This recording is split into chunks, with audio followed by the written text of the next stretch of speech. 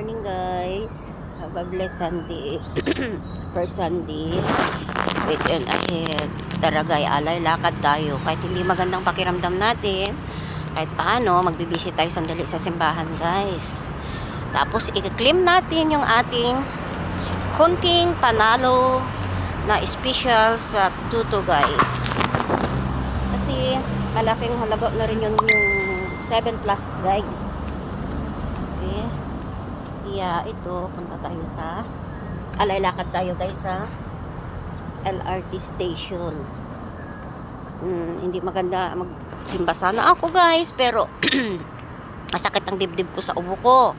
Ubo sipon.